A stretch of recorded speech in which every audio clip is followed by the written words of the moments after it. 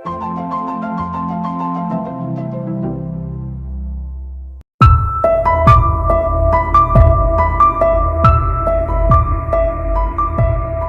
Police इस कदर VIP duty और चुनाव ड्यूटी में व्यस्त हो जाती है कि उसे बड़े केस को भी हल्के में लेना पड़ जाता है।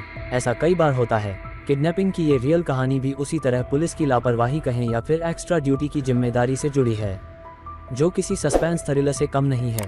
इस जुर्म को अंजाम देने वाले इतने शातिर थे कि पुलिस को भी चकमा दे दिया। ऐसा भी वक्त आया कि पुलिस ने हाथ खड़े कर लिए, लेकिन उस पिता ने हार नहीं मानी जिनका बेटा किडनैप हुआ था। वो बाप अपने बेटे के लिए जासूस बन गया। जानिए आज आगरा के किडनैपिंग केस की गजब कहानी।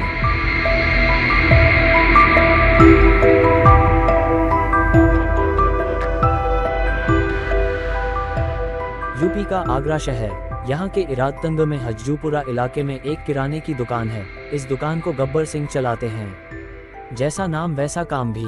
सच बात को कभी छुपाते नहीं। जो गलत करता तो उसका जवाब जरूर देते, लेकिन कभी कोई बड़ा विवाद भी नहीं हुआ। हाल के दिनों में तो और भी कोई विवाद नहीं हुआ था। परिवार में भी सब कुछ ठीक था। उस दिन तारीख थी 23 जनवरी 2022। शाम का वक्त हुआ था। गब्बर सिंह का 9 साल का बेटा कुलदीप घर के बाहर खेलने गया था, लेकिन देर शाम तक नहीं लौटा। काफी खोजबीन हुई, लेकिन कोई फायदा नहीं हुआ। हर जगह तलाशी हुई, आस पड़ोस और दूर दराज के रिश्तेदार तक, मगर कोई सुराग नहीं। आखिरकार अगले दिन यानी 24 जनवरी को इरादतंग थाने में कुलदीप की गुमशुदगी की एफआईआर दर्ज कराई गई। पुलिस ने खोजबीन का दावा तो किया, लेकिन मिला कुछ नहीं। ना सुराग, ना किडनैपिंग की वजह। पुलिस ने पूछा कि कोई फिरौती की कॉल आए। पिता गब्बर सिंह ने कहा कि नहीं, कोई फिरौती कॉल नहीं आए। फिर पुलिस ने पूछा कि किसी से कोई दुश्मनी। बोले नहीं, कोई दुश्मनी नहीं। ऐसा कोई विवाद भी नहीं है कि कोई बच्चे को अगवा कर ले। पुलिस ने जाना कि कहीं बच्चे से किसी का लड़ाई झगड़ा हुआ है, पर ऐसा भी नहीं था।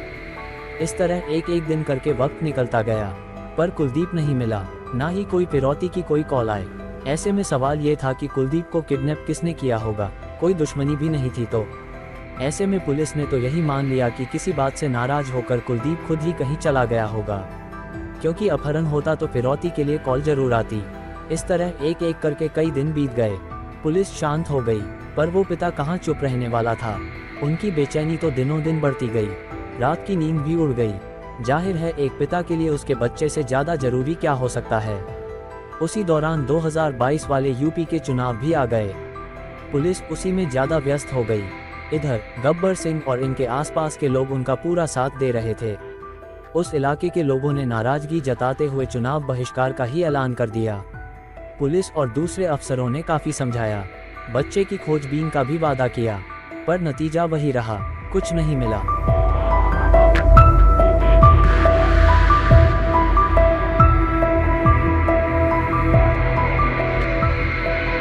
अब हर तरीके से गब्बर सिंह अपने बच्चे को खोजने में नाकाम रहे। अब एक हफ्ता निकल भी चुका था। कुलदीप को गायब हुए, इसलिए उन्होंने खुद ही जांच करने का फैसला किया। खुद ही बच्चे को तलाशने के लिए जासूस बन गए। अपने एक करीबी रिश्तेदार की मदद से बेटे कुलदीप की खोजबीन में जुट गए और एक नई तरकीब निकाली। आसपास के इलाके में खुद ही पोस्टर लगवाए, सोशल मीडिया पर पोस्ट किया। उसमें कुलदीप की फोटो लगाने के साथ लिखा कि अगवा हुए इस बच्चे का सुराग देने वाले को 5 लाख रुपए का इनाम मिलेगा। अब ये पोस्टर आसपास के इलाके में पहुंचा तो उसका नतीजा भी निकला। गब्बर सिंह के घर पर अचानक एक दिन रहस्यमयी खत मिलता है। उस खत को पढ़ने पर गब्बर सिंह चौंक गए। उसमें लिखा था कि अगर तुम अपने बेटे को जिंदा चाहते हो तो 35 लाख रुपए तैयार कर लो। ये लेटर 5 फरवरी 2022 को मिला था, यानी अपहरण होने के करीब 13 दिन बाद।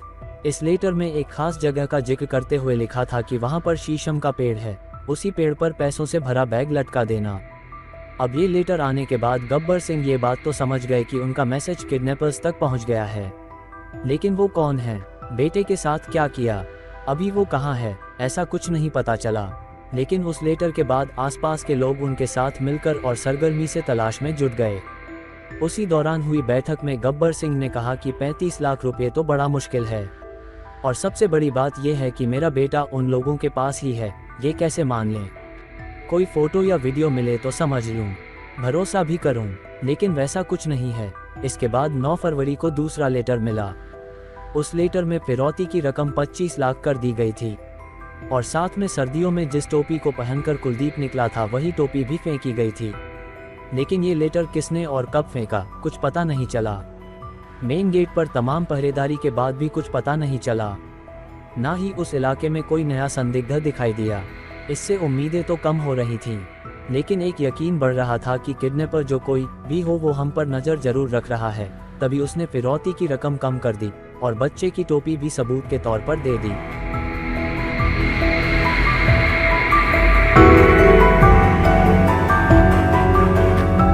अब गब्बर सिंह ये समझ गए कि कुलदीप को किडनैप करने वाला जरूर मुझे और मेरे परिवार को अच्छे से जानता है। हो सकता है कि मेरे साथ रोज बच्चे की तलाश में शामिल भी होता हो। लेकिन वो कौन हो सकता है, क्योंकि जितने लोगों से वो बात करते थे उनमें से कोई शक के दायरे में नहीं था। अब इसी बात का पता लगाने में जुटे थे। तभी 11 फरवरी को फिर से एक लेटर मिला। ये तीसरा लेटर था। इसमें साफ लिखा था कि अगर जल्दी पैसे उसी जगह पर शीशम के पेड़ पर नहीं लटकाए तो बेटा जिंदा नहीं मिलेगा। इस तरह गब्बर सिंह के घर पर 3 लेटर मिल चुके थे।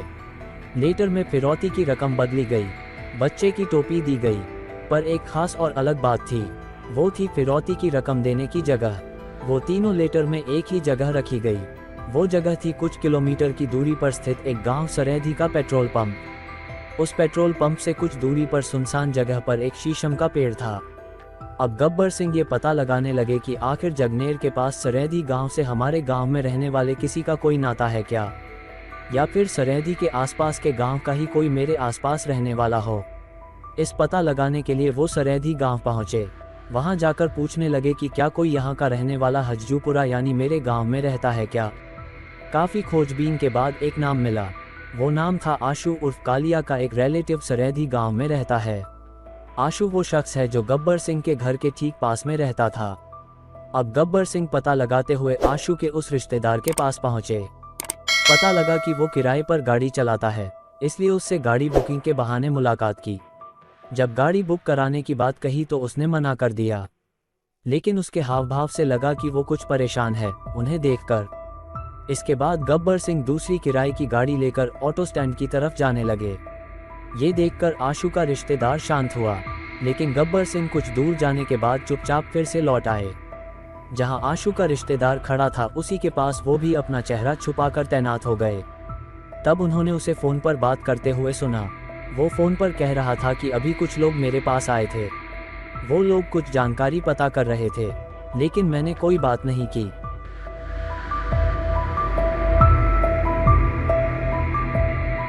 ये बातें सुनकर गब्बर सिंह समझ गए कि उनके बेटे कुलदीप के अपहरण में आशु का हाथ जरूर है। अब ये पूरी बात गब्बर सिंह ने पुलिस को बताई, क्योंकि पुलिस ही उससे अच्छे से पूछताछ कर सकती थी। इसके बाद पुलिस ने भी आशु पर शक जताते हुए उसे हिरासत में ले लिया। इसके बाद पूछताछ की तो पूरी घटना का खुलासा हो गया। असल में एक रंजिश को लेकर 3 लोगों ने मिलकर गब्बर सिंह से बदला लेने के लिए उनके बेटे कुलदीप को अगवा किया था। इसके बाद उसी दिन उसकी हत्या कर दी थी। इस केस में पुलिस ने मुकेश, आशु और कन्हैया को गिरफ्तार किया। असल में मुकेश और आशु की मामूली रंजिश गब्बर सिंह से थी। इन लोगों ने आशु को साथ मिलाकर कुलदीप को अगवा किया फिर मार डाला था। पुलिस की जांच में पता चला कि मुकेश नामक आरोपी पहले गब्बर सिंह के मकान में किराएदार था।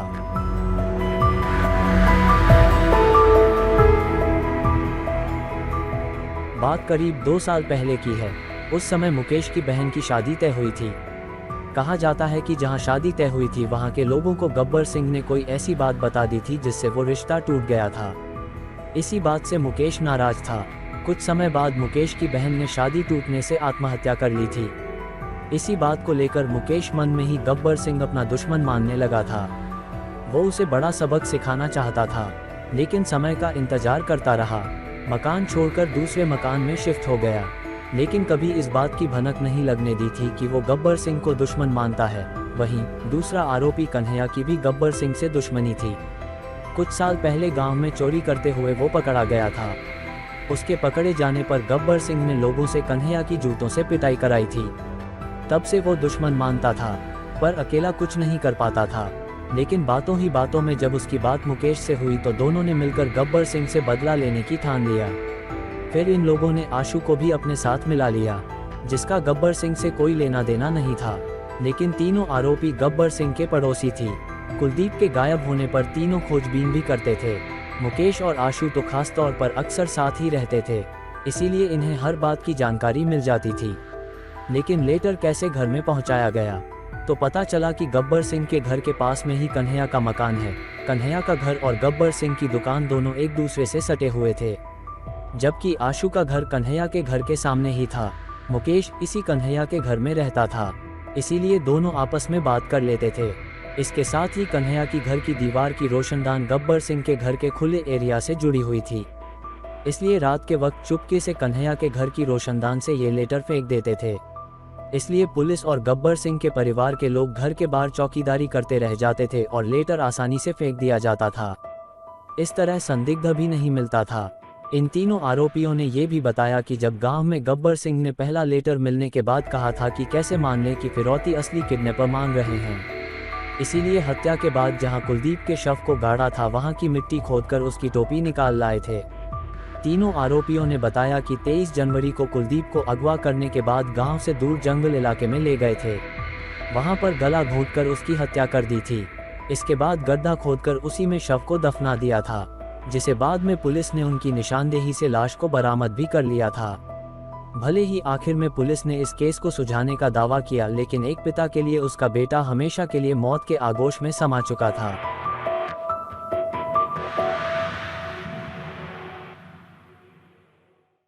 हमारी मेहनत अगर अच्छा लगा हो तो एक लाइक और चैनल को सब्सक्राइब कीजिएगा। धन्यवाद।